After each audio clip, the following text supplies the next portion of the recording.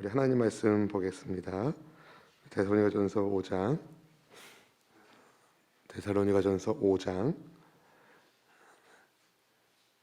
1절에서 11절까지 말씀입니다.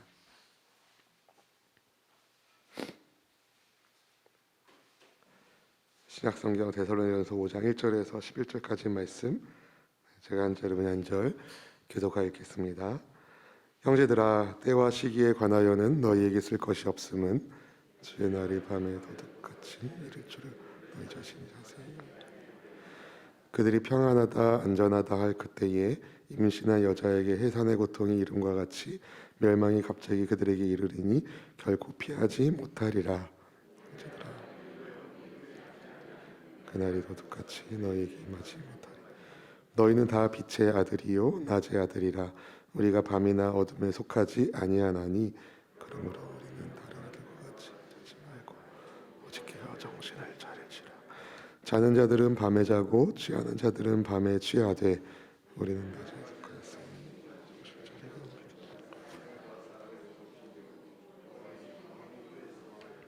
하나님 우리를 세우심은 노하게 이르게 하심이 아니요 오직 우리 주 예수 그리스도로 말미암아 구원을 받게 하심이라.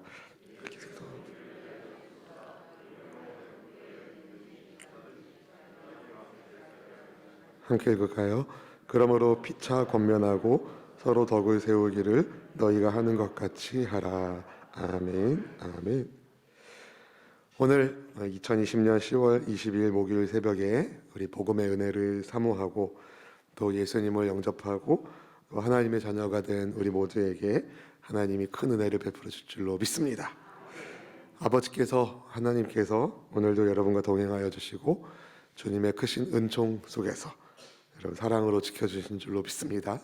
그렇게 지켜주시는 좋으신 하나님께, 복 주신 하나님께 우리 감사의 박수를 드릴까요? 하나님 감사합니다.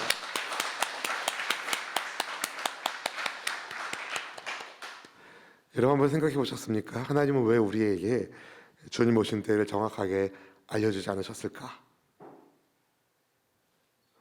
만약에 예수님이 언제 오시는지 정확하게 알려주신다면 자기가 이 세상에서 죽기 직전에 예수님 믿을 사람이 많을지도 모릅니다. 아니면 몇 월 며칠 언제 예수님 오신다 그러면 그 전날까지는 그냥 막 살다가 주님 오신다는 그날 회개하고 천국 가려는 이런 어떻게 보면 정말 말도 안 되는 그런 일을 할 사람이 인간이기 때문에 하나님이 그렇게 하시는 게 아닌가라는 생각을 잠깐 해보게 됩니다. 네, 여러분, 예수님은 그때와 권한은 아버지께 있다 하셨지만 그 징조는 우리에게 알려주셨어요. 전쟁이, 기근이, 홍수가, 전염병이 이런 모든 것들이 사실은 우리가 세상의 끝을 향해 달려가고 있다는 것을 보여주는 하나의 징조라고 말할 수 있죠. 그날은 반드시 올 겁니다. 우리 그때를 잘 준비해서 모두가 천국에서 하나님을 영화롭게 섬길 수 있는 축복이 있기를 주님의 이름으로 축복합니다. 우리에게 고난이 있는 이유, 하나님께서 고난을 통해서 우리에게 무엇을 가르치실까를 우리가 좀 생각해 볼 필요가 있는데요. 고난을 받으면 사람들이 쉽게 언제 이게 끝나나를 생각하기 쉽습니다. 그 고난을 통해서 하나님이 내게 가르쳐 주시는 것을 배워야 될 필요가 있는데 그 이전에 언제 이게 끝나나라는 그 때와 시기에만 관심을 줄 수 있는 경우가 있는 거죠. 아마도 데살로니가 교회에 정말 바울이 석주밖에 3주밖에 섬기지 못한 교회였지만 신앙 안에서 믿음과 소망과 사랑이 있었던 그 교회에 고난이 있으니까, 복음으로 인한 핍박이 있으니까 언제 이게 끝나나 거기에 관심을 두고 있는 사람들이 있었던 것처럼 보입니다. 그래서 바울은 그들에게 이렇게 말하죠. 본문 1절 2절 말씀 같이 읽어보실까요? 형제들아, 때와 시기에 관하여는 너희에게 쓸 것이 없음은 주의 날이 밤에 도둑같이 이를 줄을 너희 자신이 자세히 알기 때문이라. 아멘. 재림의 때와 시기에 집중하는 것은 우리 예수님의 뜻이 아닌 거죠. 다만 생각하지 못할 때에 주님이 오신다는 것은 우리가 기억해야 됩니다. 주님이 다시 오신 날은 도둑같이 오신다라고 이야기해요. 데살로니가 성도들은 이것을 알았고 또 알아야 했습니다. 주님 다시 오심을 준비하지 못하고 그저 평안하다, 평안하다, 안전하다, 안전하다 말만 하다가는 임산부에게 해산의 고통이 갑자기 오는 것처럼 주님 오신 날을 미처 준비하지 못하는 사람들은 갑작스러운 멸망을 만날 것이라는 이야기도 합니다. 본문의 3절 말씀 읽어보실까요? 그들이 평안하다, 안전하다 할 그때에 임신한 여자에게 해산의 고통이 이름과 같이 멸망이 갑자기 그들에게 이르리니 결코 피하지 못하리라. 요즘에야 뭐 언제 아이가 나올 겁니다 이렇게 예상 기일을 병원에서 알려주지만 데살로니가 교회 성도들에게 바울이 편지를 보낼 당시에는 그냥 산모가 어느 날 갑자기 아프면 정말 갑자기 애를 낳는 경우가 있었겠지요. 재림의 때가 그렇게 갑자기 온다는 것을 비유하여 바울이 설명하고 있는 대목입니다. 그러나 여러분, 멸망이 갑자기 온다고 해서 빛의 자녀인 우리는 염려해야 됩니까? 아니죠. 우리는 빛에 속해 있기 때문에, 낮에 속한 빛의 자녀이기 때문에 밤에 속한 자들이 받을 심판에 대하여 염려할 이유가 없습니다. 본문의 4절 5절 말씀 읽어보실까요? 형제들아, 너희는 어둠에 있지 아니하며 그날이 도둑같이 너희에게 임하리니 너희는 다 빛의 아들이요 낮의 아들이라. 우리가 밤이나 어둠에 속하지 아니하나니. 아멘. 아멘. 어둠에 있지 않다. 여러분, 어둠에 있지 않는 사람들이 받는 복이 있는 거예요. 아멘. 여러분, 어둠에 있으면 주님의 날이 밤에 도적같이 갑자기 오면 심판받지만, 빛에 있기 때문에, 우리가 낮에 속한 사람이기 때문에 밤에 속한 사람들이 받는 재앙에 대하여 염려할 이유가 없는 거죠. 우리와는 전혀 상관없는 이야기이기 때문에 그렇습니다. 우리는 의의 태양이신 예수님과 함께하는 사람이 아니겠습니까? 그런데 여러분, 낮에 속했기 때문에 밤에 속한 사람들이 심판받는 것에 대해서 우리가 아무런 걱정거리가 없지만, 한번 생각해 보세요. 우리 주변에 밤에 속한 사람이 있다면, 내 사랑하는 배우자, 내 사랑하는 자녀들, 내 사랑하는 친구가 밤에 속해 있다. 그러면 어떻게 되겠습니까?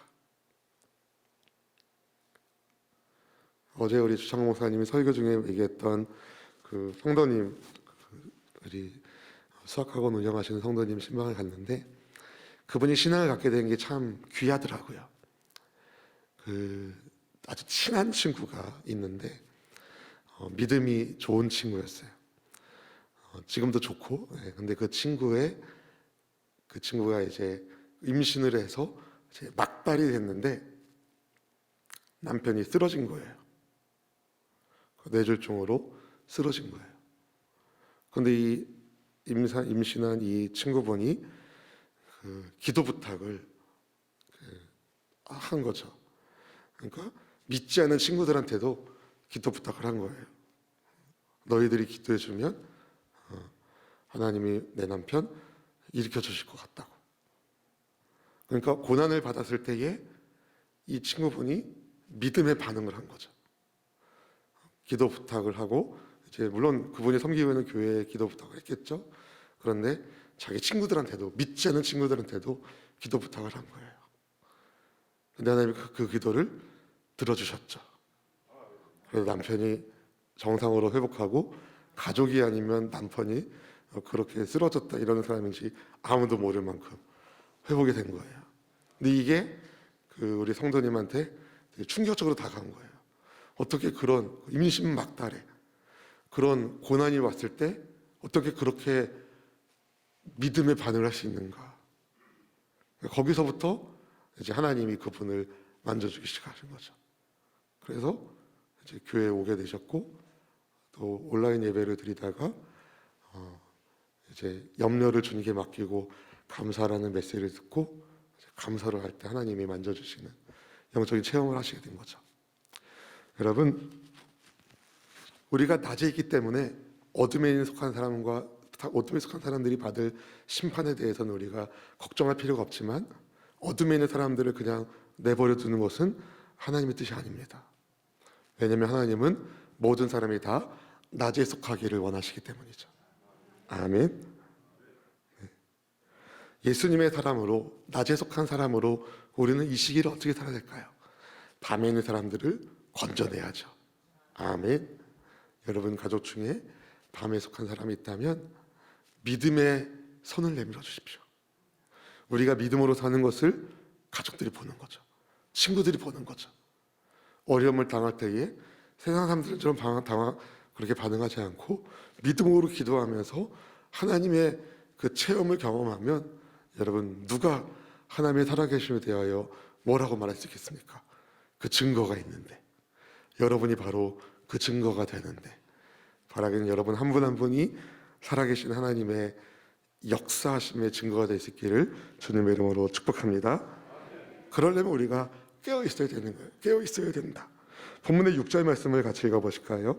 그러므로 우리는 다른 이들과 같이 자지 말고 오직 깨어 정신을 차릴지라. 아멘. 아멘. 혹시 이런 말씀을 보시고 나는 밤새고 잠도 안 자야지, 이렇게 어리석은 생각을 하는 분 없으시겠죠? 다른 이들처럼 자지 말고 깨어 있으라. 이것은 영적으로 깨어 있을 것을 말하는 겁니다. 밤에 속한 사람들은 밤에 자고 취하는 것과 달리 낮에 속한 우리는 깨어 있어야 합니다. 정신을 차려야 됩니다. 어떻게 깨어 있습니까? 기도함으로, 하나님의 말씀이 들림으로. 그래서 말씀과 기도는요, 우리의 영을 깨우는 하나님의 선물이에요. 하나님의 말씀을 붙들고 우리가 하나님께 기도하고, 말씀을 통해 주의 음성을 듣고, 기도를 통해 우리의 사정을 주님께 아뢰고, 그렇게 하나님과 소통하고 교제하는 영적인 은혜가 여러분의 삶을 복되게 하실 줄로 믿습니다. 하나님의 백성으로서 주님 보심을 준비하며 우리는 이 시기 낮에 속한 사람으로 예수 그리스도의 군사로 여러분 영적 싸움을 잘 치러야 됩니다. 전투복을 잘 입어야 하는데, 본문 8절 말씀을 같이 한번 읽어볼까요? 8절입니다. 우리는 낮에 속하였으니 정신을 차리고 믿음과 사랑의 호심경을 붙이고 구원의 소망의 투구를 쓰자. 아멘. 아멘. 낮에 속했으니 정신 차리자. 믿음과 사랑의 호심경, 구원의 소망의 투구 붙이고 쓰자 합니다. 예수 그리스도에 대한 이 믿음과 또 사랑의 호심경, 그리고 구원의 소망의 투구, 이것을 쓸 것을 바울이 말하는데요. 에베소 교회에 보낸 에베소서처럼 하나님의 전신갑주에 대해서 다 말하고 있지는 않지만, 이제 아주 중요한 두 가지를 얘기하는 호심경과 투구를 얘기해요. 호심경과 투구. 여러분, 믿음과 사랑의 호심경. 호심경이 뭡니까?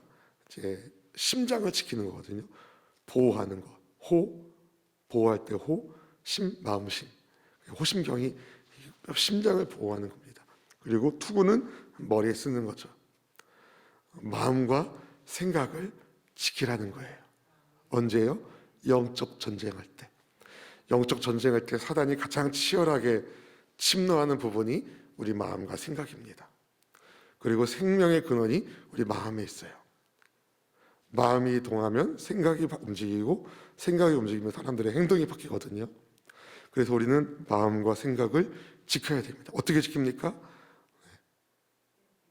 깨어 기도해야죠. 지금 동일한 얘기를 계속 바울이 반복하면서 강조하고 있는 거예요. 염려하지 말고 오직 모든 일에 기도 간구 너희 구할 것을 감사함을 하게 아뢰라. 그리하면 모든 지각에 뛰어나신 하나님의 평강이 그리스도 안에 있는 너희의 마음의 생각을 지키시리라. 여러분, 마음과 생각을 지키는 것은요, 영적 싸움에 있어서 아주 중요한 요소인 것이죠. 여러분, 이 땅을 살아가면서 마지막 때를 보내면서 우리는 항상 깨어있는 성도가 되어야 되는데, 믿음과 사랑의 호심력, 그러니까 하나님을 향한 믿음과 하나님을 향한 사랑, 그것이 우리 마음을 지켜주는 거죠. 그리고 뭡니까? 구원의 소망의 투구. 누가 뭐래도 나는 소망 있는 하나님의 백성이다 라는 생각, 어떤 상황에서도 부정적으로 생각하지 말고 하나님 주시는 생각으로 우리의 삶을 경유해 나가는 믿음의 태도, 이런 것들이 여러분 영적 싸움에서 우리의 마음과 생각을 잘 지켜줍니다. 그래서 어쩌면이 아니라 그래서 새벽 시간이 되게 중요한 것 같아요. 하나님의 말씀으로 우리의 생각을 새롭게 하고 주님을 향한 기도로, 믿음으로 우리의 마음을 보호하니 말이죠. 여러분 늘 깨어있는 우리 모두가 되길 바랍니다. 몸만 일어나는 게 아니라 우리의 영이 일어나는 새벽 제단 예식기를, 영상으로 예배 드시는 성도님들도 몸으로, 마음으로, 생각으로 하나님과 늘 동행하는 깨어있는 그리스도인 될 수 있기를 주님의 이름으로 축복합니다. 하나님께서 우리를 세우신 목적이 무엇입니까? 본문 9절 말씀 읽어보실까요? 하나님이 우리를 세우심은 노하심에 이르시게 하심이 아니요 오직 우리 주 예수 그리스도로 말미암아 구원을 받게 하심이라. 아멘. 아멘. 하나님이 우리를 세우신 목적이 바로 이런 거예요. 구원을 받게 하시려고. 이런 질문할 수 있습니다. 구원 받은 거 아니에요? 그런데 구원을 받게 하심이라는 건 뭐죠? 아직 구원을 받지 못했다는 건가요? 이런 질문할 수 있는데, 이런 구원은요 영적 상태를 말해요. 예수님과 연합한 상태. 그래서 우리는 예수님과 연합하며 예수님과 함께함으로 구원받게 되는 것이죠. 우리는 구원을 받았고 구원을 받고 있고 구원을 받게 될 것입니다. 하나님께서 우리를 세우신 것, 그것이 바로 예수님으로 말미암아 구원을 받게 하시는 거예요. 따라서 구원은요 예수님이 없으면 이룰 수가 없습니다. 예수님이 빠진 구원은 말이 안 되는 거예요. 예수님이 함께하는, 우리를 세우시기 위하여 우리를 빛의 자녀 삼아 주시기, 낮에 속한 사람 되시기 하시기 위해서 우리 예수님이, 우리 주님께서 하신 일이 있으시죠. 바로 우리를 위하여 대신하여 죄값을 생명으로 지불해 주신 것입니다. 죄인이 나를 위하여 죽으시고 다시 살아나신 예수님 때문에 우리는 항상 예수님과 함께하는 생명의 은혜를 입게 된 거죠. 이게 바로 구원을 받았다는 의미입니다. 본문의 10절 말씀을 같이 읽어보실까요? 예수께서 우리를 위하여 죽으사 우리로 하여금 깨어있든지 자든지 자기와 함께 살게 하려 하셨느니라. 아멘. 아멘. 깨어있든지 잠자고 있든지 예수님과 함께 사는 것, 이게 바로 구원인 거예요. 여러분, 그래서 우리는 잘 때도 깨어있을 때도 예수님 생각, 아멘. 일을 할 때도 누군가를 만날 때에도 예수님 생각. 예수님이시라면 어떻게 하실까? 예수님 이 상황에서 예수님이시라면 어떻게 행동하실까? 예수님 원하시는 뜻은 무엇일까? 예수님이 나를 여기에 보내신 까닭은 무엇일까? 예수님 도와주세요. 예수님 저와 함께 해주세요. 예수님 지혜를 주세요. 이렇게 묻는 것. 예수님을 생각하고 수시로 예수님께 질문하고 예수님 주시는 감동으로 일을 해나간다면 여러분을 통해서 낮의 일들이 아름답게 이루어질 줄로 믿습니다. 예수님의 십자가 덕분에, 예수님의 희생 덕분에 우리가 예수님과 늘 함께 살아가는 축복을 받은 겁니다. 구원받은 성도로 하나님이 우리를 수원스모음교회 공동체로 모아주셨는데요. 이것을 왜 모아주셨을까? 오늘 말씀을 보면 서로 간에 피차 권면하게 하시려고, 서로 예수님의 은혜로 구원받았음을 서로 권면하면서 서로 세워나가게 하시려고 주님이 우리를 믿음의 공동체로 불러주신 것입니다. 생각해보면 우리가 하나님의 말씀을 듣고 기도하면서 그래, 내가 예수님의 사람이지, 그래, 내가 하나님의 자녀지 라는 생각을 우리 스스로 할 수 있잖아요. 그렇죠? 그런데 때로는요, 인생을 살아가다 보면 자가 동력이 안 될 때가 있어요. 그러니까 내 안에 영적인 발전기가 안 돌아갈 때가 있어요. 없으세요? 그 영적인 발전기가 안 돌아갈 때 누군가 내게 권면해줘요. 우리는 다 낮에 속한 사람이니까 힘내세요. 그럼 그 한마디가 그 발전기를 한 바퀴 돌리는 거죠. 그리고 어떻게 돼요? 그러면 발전기가 따다다다다다다다 돌아가죠. 또 누군가가 또 그렇게 영적인 발전기가 스스로 돌아가는 영적인 발전기가 있지만 잘 안 돌아갈 때가 있어요. 세상을 살면서 녹이 슬기도 하고 뻑뻑해지기도 하기 때문에 그렇죠. 그럴 때 사랑하는 마음으로 누군가가 그 발전기를 권면하며 돌려주는 게, 그래서 믿음의 공동체가 중요한 겁니다. 한 사람은 약하지만 두 사람은 버틸 수 있고 삼겹살은 끊어지지 않잖아요. 여러분, 그래서 우리 모두가 적어도 믿음의 교제 속에서 함께 기도해 줄 기도 동역자가 두 사람 이상은 있어야 되는 거예요. 서로 권면하고 사랑하고 세워주고. 오늘 여러분에게 정말 영적인 여러분 안에 그 발전기를 권면함으로 돌려줄 믿음의 지체, 혹시 기억나는 분이 계실 거예요. 그럼 그분들에게 오늘따라 자네가 보고 싶어서 전화했다고, 요즘 어떻게 지내냐고, 우리 기도 계속 같이 하자고, 이렇게 권면하고 세울 수 있는 그런 계기가 있으면 좋겠습니다. 하나님이 우리 믿음의 공동체를 통해서 여러분 안에 있는 모든 영적인 발전기를 하나님이 다 돌려주시고 우리가 함께 깨어있는 성도로서 주님 다시 오시는 그때를 잘 준비하는 은혜가 있기를 예수님의 이름으로 축원드립니다. 기도하겠습니다.